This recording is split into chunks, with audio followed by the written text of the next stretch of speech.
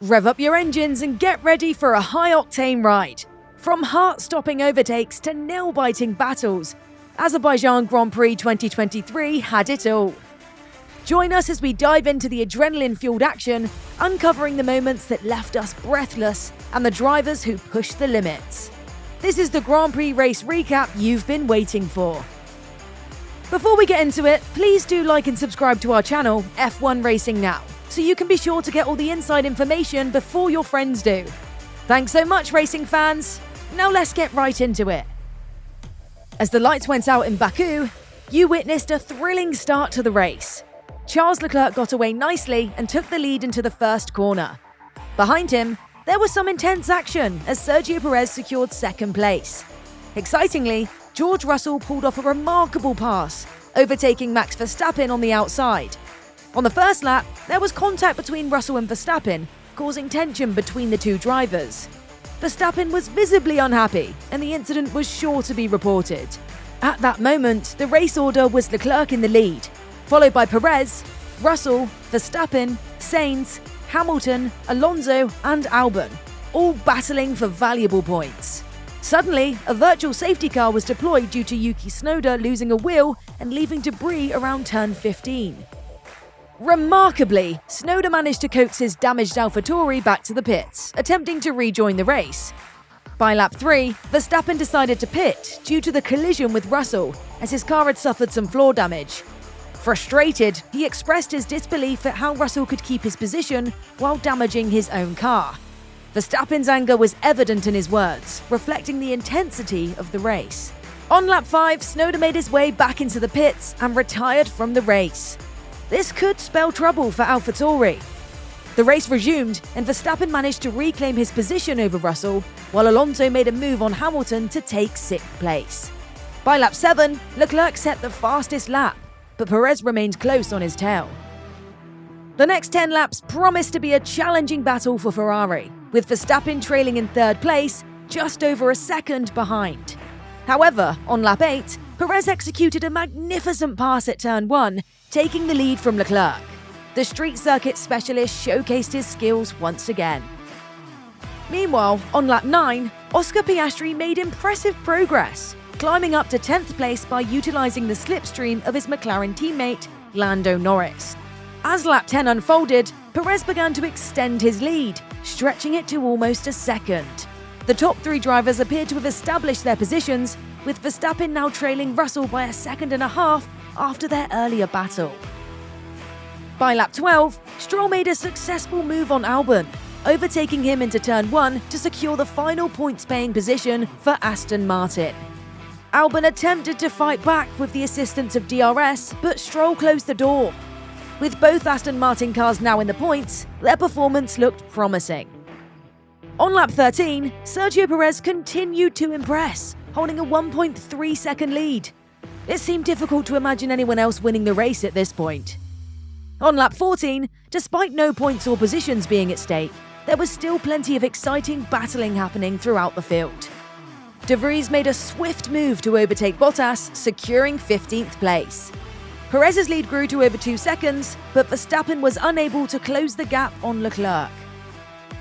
As lap 16 commenced, the race was heading towards its moments that would be remembered for days.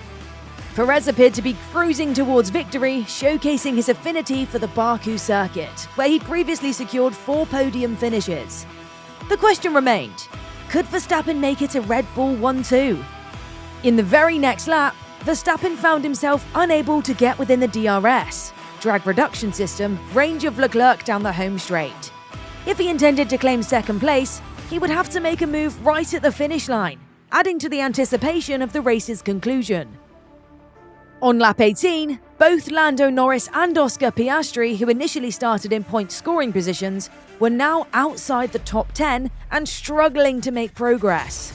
Unfortunately, it hadn't been a good afternoon for the McLaren garage, as Norris found himself in 11th place, while Piastri slipped further down the order to 13th. They were facing difficulties and weren't showing immediate signs of improvement in their positions. The Brit stormed through the field and capitalised on a mistake by Lance Stroll, who momentarily veered off the track with an understeer in the 16th bend. Seizing the opportunity, Hamilton gained an advantage on the straight and successfully overtook Stroll. Verstappen continued to hold the fastest lap of the day, but remained 1.3 seconds behind Perez, who had a strong affinity for the track and relished his time leading the race. The intensity on the track had settled down, and Perez's main focus shifted to tyre management, ensuring he took care of his rubber. Hamilton displayed impressive driving skills, but he began to experience tyre degradation. However, he seemed unaware of the exact extent of the damage. Hamilton communicated with his pit wall over the radio, expressing his struggle to disable a setting on his dashboard that would have allowed him to monitor his tyres more closely. George Russell expressed his desire to make a move on Lance Stroll, who held 8th place. He advised his Mercedes team to consider switching to Plan B strategy, since Stroll's tyres appeared to be struggling to last until the end of the race. The Ferrari driver had a challenging day, and just a few laps ago was dangerously close to being within DRS range of Hamilton's Mercedes. However, he recovered well and established a comfortable lead, keeping him safe from immediate overtaking threats. Meanwhile, Hülkenberg made contact with the wall at turn 15, but his team assured him that the car was undamaged and in good condition. Ferrari contacted Sainz over the radio, asking whether he wanted to stick with Plan A or switch to Plan C. Sainz replied that Plan A was working for him. However, it remained unclear what happened to Plan B. Expectations were high for Verstappen to close the gap on his main championship rival. However, this wasn't happening, as Perez, benefiting from clean air, extended his lead over Verstappen to over 2.3 seconds. Verstappen expressed his dissatisfaction over the radio, informing the pit wall that the balance between the differential and engine braking was not satisfactory. With 20 laps to go, the race leader Sergio Perez further extended his advantage by setting a new fastest lap. Perez was absolutely flying, showcasing his impressive pace. Alonso had patiently closed the gap to Leclerc and was now just 1.5 seconds behind the Ferrari driver. One small mistake from Leclerc would provide Alonso with the opportunity to utilize DRS down the 2.2-kilometer straight following turn 16.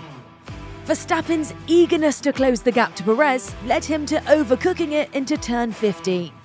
Similar to Hülkenberg's incident a few laps earlier, Verstappen clipped the wall with his rear right tyre. He managed to keep the car under control, but it was a tense moment that required composure.